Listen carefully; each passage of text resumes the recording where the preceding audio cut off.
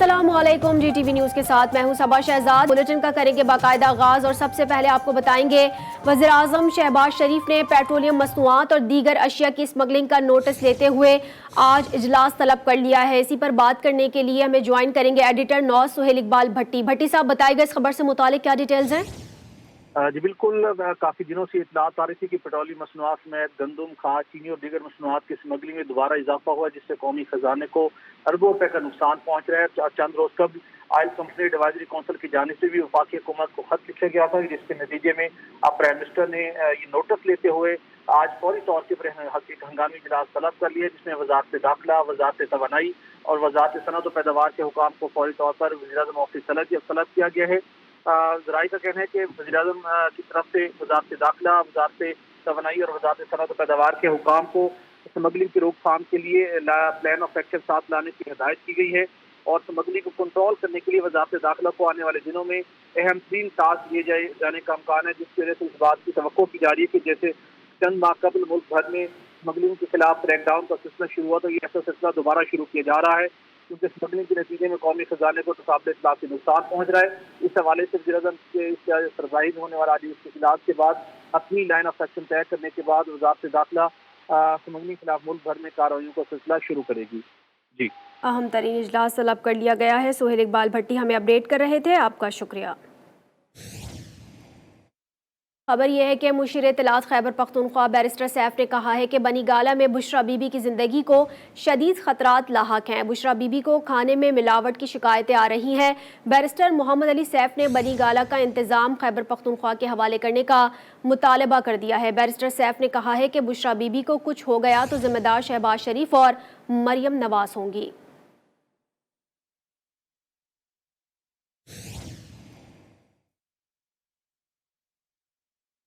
आगे बढ़ेंगे, आपको बताएंगे रमजान मुबारक में महंगाई का जिन बेकाबू हो चुका है। बालाकोट में अफ्तारी खरीदने वाले अवाम चकरा कर रह गए हैं। अवाम ने इंतजामिया से सब्जी मंडियों में चेक एंड बैलेंस रखने की अपील कर दी है। इस हवाले से मजीद जानते हैं रफाकत अवान से। रफाकत, बताइएगा मजीद क्या डिटेल्स हैं? हाँ जी बिल्कुल, रमज़ान का दूसरा अशरा भी जा रहा है, जबकि अगर सब्जियों और फलों की कीमतों की बात करें तो अभी तक ये कीमतें कंट्रोल होती दिखाई नहीं दे रही। मैं बालाकोट में मौजूद हूँ और मेरे साथ शहरी मौजूद हैं, तो उनसे जानते हैं कि वो कैसे गुजारा करते हैं और कैसे खरीदारी करते हैं। रमज़ान में गुजारा करना तो बहुत मुश्किल हो गया। फ्रूट इस टाइम बहुत महंगे हो गए, तकरीबन 210 रुपये से 200-250 तक दर्जन केला है। 300 रुपये 350 के भिंडी मिल रही है किलो। तो दुकानदार बेचारे क्या करें, वो तावन करते हैं, बोलते हैं पीछे रेट लिस्ट जो है वो अपने रेट लिस्ट के मुताबिक देते हैं, तावन करते हैं। तो जो मंडी में रेट आता है वो उसी रेट पे देते हैं। पीछे पूछने वाला कौन से कुछ नहीं है, मंडी वाले से बड़ों से पूछेगा, आगे छोटे दुकानदार भी वही करेंगे इंतजार। जी, इनका भी यही कहना है कि ज़्यादा से ज़्यादा जो रेट कंट्रोल करने का जो काम है वो मंडी में किया जाए। जो मंडी में जो चीज़ आती है उसकी प्राइस को कंट्रोल किया जाए और इंतज़ामिया से भी यही तमाम अफराद जो हैं वो और दुकानदार भी यही गुजारिश करते हैं कि मंडी में जाकर चेक एंड बैलेंस किया जाए और वहाँ से जो रेट दिया जाता है तो उस पर दुकानदार फरोख्त करता है। जी, आधा रमजानुल मुबारक गुजर चुका है। चिश्तियां के शहरी ईद उल फित्र की तैयारी के लिए बाजारों का रुख कर रहे हैं। शहरी महंगाई की वजह से परेशान दिखाई दे रहे हैं। इस हवाले से मजीद बताएंगे मलिक काशिफ। मलिक काशिफ, बताइएगा मजीद क्या डिटेल्स हैं? जी बिल्कुल, आधा रमज़ानुल मुबारक जो है वो गुजर गया है। चिश्तिया के शहरी जो है वो ईद उल फितर की तैयारी के लिए बाज़ारों का रुख कर रहे हैं। तो शहरी जो है वो मुख्तलिफ दुकानों पर अपनी ख़रीदारी में मसरूफ़ है। तो मेरे साथ इस वक्त शहरी मौजूद है, मज़ीद हम इनसे जानते हैं। जी भैया, ईद के लिए बच्चों के कपड़े लेने आया हूँ। अब महंगाई इतनी हो चुकी है कि अपने खरीदूँ या बच्चों के खरीदूँ, महंगाई इतनी हो चुकी है कोई इसका वसीला नहीं हमारा बन रहा है। 800-900 हमारी मजदूरी है और हम इस पर कपड़े लेने आए, इतने महंगे महंगे कपड़े मिल रहे हैं। हम मीठी ईद भी फीकी गुजरी है हमारी। जी, जैसा कि आपने शहरी की बात सुनी, इसी के साथ मेरे साथ दुकानदार भी मौजूद है, मज़ीद हम इनसे जानते हैं। जी बिल्कुल, महंगाई की वजह से बाज़ार जो खाली पड़े हैं, कस्टमर नहीं है, बिल्कुल करोड़ों रुपए का माल डाल के बैठे हैं, हम बड़े परेशान हैं। ये सालों साल हमें इस चीज़ का इंतज़ार होता है कि साल बाद ईद आएगी तो चले हमारा रोज़गार बेहतर होगा, लेकिन हमारे लिए ईद जो है ना फीकी हुई पड़ी है।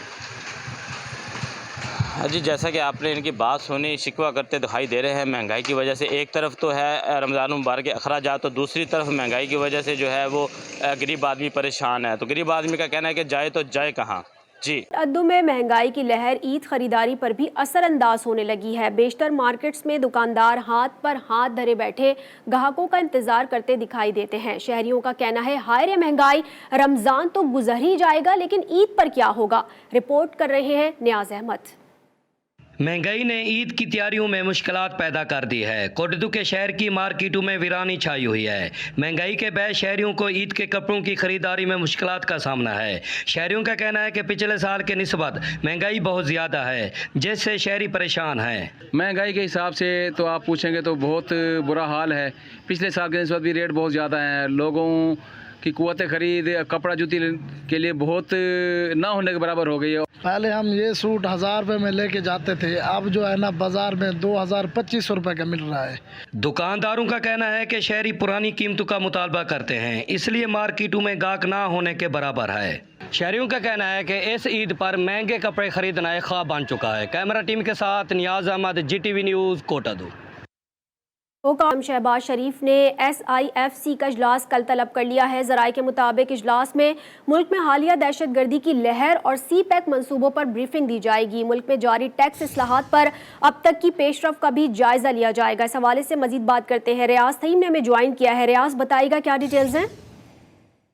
जी बिल्कुल, सरमायाकारी सहूलत कौंसिल SIFC का इजलास कल तलब किया गया है, जो वज़ीर-ए-आज़म शहबाज शरीफ की ज़ेर सदारत होगा। इजलास में आला हुकाम शरीक करेंगे, जबकि वजारत खजाना और FBR के अफसरान भी इजलास को ब्रीफिंग देंगे। ज़राए के मुताबिक इजलास में सिक्योरिटी की सूरत और मुआशी सूरत हाल पर गौर किया जाएगा। मुल्क में हालिया दहशतगर्दी की लहर और CPEC मनसूबों पर इजलास को ब्रीफिंग दी जाएगी। ज़राए के मुताबिक मुल्क में जारी टैक्स इस्लाहात पर अब तक की पेशरफ का भी जायजा लिया जाएगा। वजारत खजाना के हुकाम वस्त मुफ्ती बजट फ्रेमवर्क पर भी इजलास को ब्रीफ करेंगे। वजारत खजाना की इक़्तिसादी टीम IMF के साथ मुजवजा अगले प्रोग्राम के तहत तजावीज़ भी पेश की जाएंगी कि किस तरह पाकिस्तान IMF के साथ अगले प्रोग्राम के मामला तय करेगा। इसके साथ साथ मुल्की और गैर मुल्की कर्जों और शर्तों डेट में कमी के इक़दाम पर भी गौर किया जाएगा। जबकि जो पावर सेक्टर और पेट्रोलियम सेक्टर में इस वक्त सूरत हाल है, बिजली और गैस की कीमतों में इजाफे और वज़ीर-ए-आज़म की जानिब से गैस की कीमतों में इजाफे पर तहफ़्फ़ुज़ात के अमूर का भी जायजा लिया जाएगा। जी ठीक है, बहुत शुक्रिया रियाज, आप हमें अपडेट कर रहे थे। साबिक वज़ीर आला परवेज़ इलाही की तबीयत नासाज होने के बाद पिम्स अस्पताल इस्लामाबाद मुंतकिल कर दिया गया है। ज़राए के मुताबिक परवेज़ इलाही का CT स्कैन किया जाएगा। इस हवाले से मजीद जानते हैं हमीद लंगरा से। हमीद, बताइएगा। जी, साबिक वज़ीर आला पंजाब चौधरी परवेज़ इलाही जो गुज़श्ता दिनों अडियाला जेल में गिर गए थे और उनको जख्म आए थे, उनकी तबीयत नासाज थी।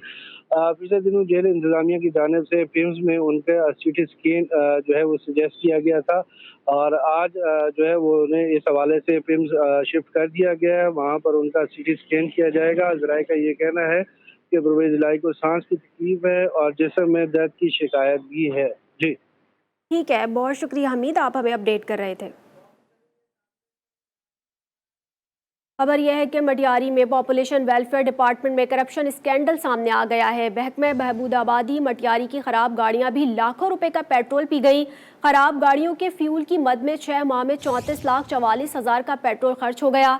ज़राए के मुताबिक डिस्ट्रिक्ट अफसर गुलनिसा टालपर ने 34,48,808 रुपए का पेट्रोल इस्तेमाल करने का बिल एक ही दिन में पास कराया। महकमे के कानून के मुताबिक 3 माह के अंदर बिल्स पास कराए जा सकते हैं। एक ही दिन में पास कराना गैर कानूनी है।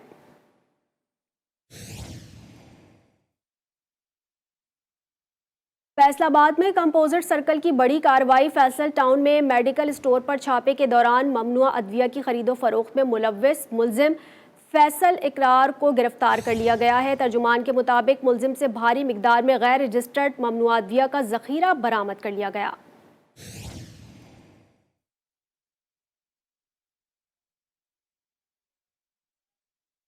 इस्लामाबाद हाई कोर्ट ने लेवल प्लेइंग फील्ड ना मिलने के खिलाफ PTI की दरख्वास्त पर फैसला महफूज कर लिया है। आपको बताएं कि PTI के वकील ने कहा है कि PTI का झंडा लहराया जाए तो पुलिस धावा बोल देती है, कहीं मीटिंग बुलाएं तो पुलिस पहुंच जाती है। हम सियासी जमात हैं, हम दीगर सियासी जमातों की तरह हुकूक दिए जाएं। आपको खबर इस वक्त दे रहे हैं, दीगर सियासी जमातों की तरह हमें भी हुकूक दिए जाएं। पाकिस्तान तहरीक इंसाफ की जानिब से ये मुतालबा सामने आ रहा है। इसी हवाले से मजीद जानेंगे। फैसल अब्बास ने हमें ज्वाइन किया है। फैसल, बताइएगा इस खबर से मुतालिक क्या डिटेल्स हैं? बिल्कुल जी, देखिए, पाकिस्तान तहरीक इंसाफ की लेवल प्लेइंग फील्ड के हवाले से आज समाअत थी और इसमें जस्टिस मियां गुल हसन औरंगजेब ने इस केस की समाअत की है। आज शरफजल मरवत ने अदालत के अंदर मौक़िफ़ अपनाया है कि हमें कहीं पर पीटीआई का झंडा नहीं लहराने दिया जा रहा। पुलिस जहां भी जाते हैं धावा बोल देती है, कॉर्नर मीटिंग या इजलास बुलाते हैं तो पुलिस वहां पर पहुंच जाती है। इस हवाले से अदालत ने इस्तफसार किया कि क्या अभी तक दफ़ा 144 इस्लामाबाद में नाफिज है। शेर अफजल मरवत ने कहा कि नहीं, अभी तक नाफिज नहीं। इस हवाले से अदालत ने पीटीआई की जो लेवल प्लेइंग फील्ड की दरख्वास्त थी उस पर फैसला महफूज किया है। ठीक है, बहुत शुक्रिया फैसल अब्बास, आप हमें अपडेट कर रहे थे। खबर आपको दे, पाकिस्तान हॉकी फेडरेशन ने Sultan Azlan Shah hockey cup के ड्रॉज का ऐलान कर दिया है। सुल्तान अजलान शाह कप का 30वां एडिशन 4 से 11 मई मलेशिया में खेला जाएगा। इस हवाले से मजीद जानते हैं अजगर अजीम से। अजगर, बताइएगा क्या डिटेल्स हैं? देखिए, अजलान शाह हॉकी कप के लिए जो है शेड्यूल का ऐलान कर दिया गया है। ये इवेंट 4 मई से 11 मई तक मलेशिया में खेला जाएगा। इवेंट में 6 टीमें हिस्सा ले रही है, जिसमें New Zealand, Korea, Malaysia, Japan, Pakistan और कनाडा शामिल है। हॉकी फेडरेशन के सेक्रेटरी जनरल हैदर हुसैन के मुताबिक पाकिस्तान अपना पहला मैच 4 मई को मलेशिया के खिलाफ खेलेगा, जबकि दूसरा मैच कोरिया के खिलाफ 5 मई को, 7 मई को तीसरा मैच जापान के खिलाफ और 8 मई को कनाडा के खिलाफ जो है वो मैच खेलेगा, जबकि पूल का आखिरी मैच 10 मई को वो खेलेगा न्यूजीलैंड के खिलाफ। पाकिस्तान जो सबका इवेंट था उसमें ब्रॉन्ज मेडलिस्ट था, सेकंड नंबर पर आया था। उम्मीद की जा रही है कि अजलान शाह में पाकिस्तान इस बार उससे बेहतर परफॉर्मेंस देगा। जी ठीक है, बहुत शुक्रिया अजहर अजीम, आप हमें अपडेट कर रहे थे। Welcome back. बलूचिस्तान में सेनेट के इंतखाबात के लिए 6 बड़ी जमातों में सेनेटर्स बिला मुकाबला मुंतखब कराने के हवाले से मामलात तय पा गए हैं। इसी पर बात करते हैं। ब्यूरो चीफ कोयटा बुशरा कमर ने हमें ज्वाइन किया है। बुशरा, बताइएगा क्या डिटेल्स हैं? जी, बलूचिस्तान में सेनेट के इंतखाबात के लिए 6 बड़ी जमातें जो हैं उनमें सेनेटर्स बिला मुकाबला मुंतखब करने के हवाले से मामला तय पा गए हैं। ज़राए के मुताबिक 6 जमातों के माबैन नशिस्तों की तकसीम के हवाले से फार्मूला तय किया गया है। फार्मूले के तहत 11 नशिस्तों में से पीपल्स पार्टी और मुस्लिम लीग नून को 3-3, जमीयत उलमा इस्लाम को 2 नशिस्तें मिलेंगी, जबकि फार्मूले के तहत बलूचिस्तान अवामी पार्टी, नेशनल पार्टी और अवामी नेशनल पार्टी को 1-1 नशिस्त मिलेगी। जी अच्छा बुशरा, जानना आपको खबर देंगे कि सिंध में सेनेट नशिस्तों पर इंतखाबात के हवाले से एमक्यूएम पाकिस्तान ने 2 सीटों पर अपने उम्मीदवारों के नाम फाइनल कर लिए हैं। ज़राए के मुताबिक एमक्यूएम पाकिस्तान फैसल वाडा को भी सेनेट इलेक्शन में वोट देगी। इस बारे में मजीद बात करते हैं। अजगर अजीम ने हमें ज्वाइन किया है। अजगर, बताइएगा। देखिए, सिंध में सेनेट के इंतखाबात 2 अप्रैल को होने जा रहे हैं, जबकि 12 नशिस्तों पर इंतखाबात होंगे। दूसरी जानिब ज़राए ने बताया है कि एमक्यूएम पाकिस्तान में को 2 नशिस्तें मिलनी है, लेकिन 2 नशिस्तों के लिए उन्होंने अपने नाम फाइनल कर लिया है। ज़राए के मुताबिक एमक्यूएम के आमिर चिश्ती जो है वो जनरल नशिस्तों पर उनके उम्मीदवार होंगे, जबकि एमक्यूएम जो इनकार करती रही है फैसल वाडा के हवाले से, जबकि इसके प्रपोजल और सेक्रेटरी एमक्यूएम के ही मेंबरान थे। तो अब ज़राए ने तस्दीक की है कि फैसल वाडा को एमक्यूएम जो वोट देगी और सेनेट में वो एमक्यूएम के उम्मीदवार होंगे। जी ठीक है, बहुत शुक्रिया अजगर, आप हमें अपडेट कर रहे थे। न्यूज़ स्टूडियो से फिलवक्त इतना ही। मज़ीद खबरों से बाखबर रहने के लिए देखते रहिए GTV न्यूज़।